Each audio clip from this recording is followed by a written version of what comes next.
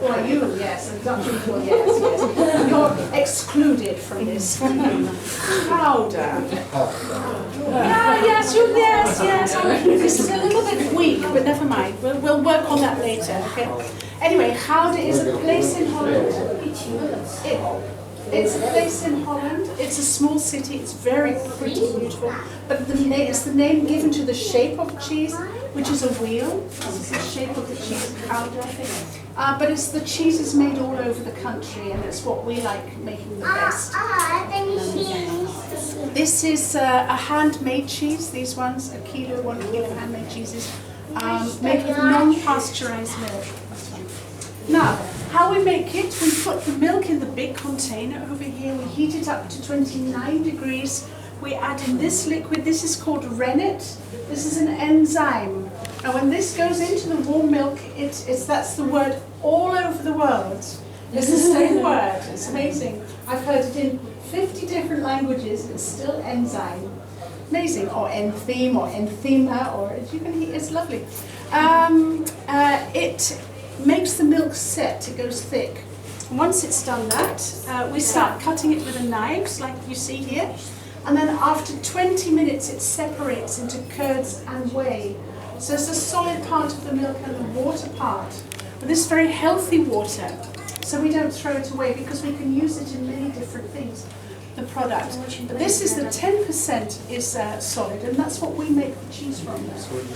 So what we do is we put all those bits into these molds, and we press them down really hard for 2 hours in the press over here. Now after that, after the 2 hours, we take them out and we put them into the salty water bath. Now they sit in the salty water for 24 hours. And that's actually really important for a good flavour of cheese. But it also helps to protect the outside. So it does 2 jobs really. After the 24 hours, we take them out, we dry them, and then we paint them with this paraffin coating, yellow. It's not plastic because the cheeses can go on breathing. They can go on maturing through, which is what we want them to do, because they have to ripen on the shelf, which they do in 4 weeks' time. They are, you can eat them, right? But it's a very soft cheese, very soft flavour. And if you want a stronger flavour and a harder cheese, you wait for longer. It's just time, actually. And this cheese here is between 2 and 3 years old. And it's not soft at all anymore. It's not, you wouldn't think you could eat it, but you can eat it. It's like Parmesan cheeses, very strong, very hard, very strong flavour, but very good to grate over pasta and for cooking, very, very nice. Eh? Now, these ones are made with, these are all made with pasteurized milk. This is made with non-pasteurized milk, right? So that's the difference. For people from America and from Australia, I wouldn't advise these ones because they might say, no, you can't bring them in. But these ones are perfect because they're made with pasteurized milk. They've been specially created with a special waxy coating on the inside. This means that you can keep them outside of the refrigerator, put them in your suitcase, travel home at your leisure. But I would suggest, and most people come from a hotter country than the Holland is, a lot hotter, and then so I would suggest putting them in the refrigerator when you get home. You can keep them at the bottom and they'll be fine until you want to eat them.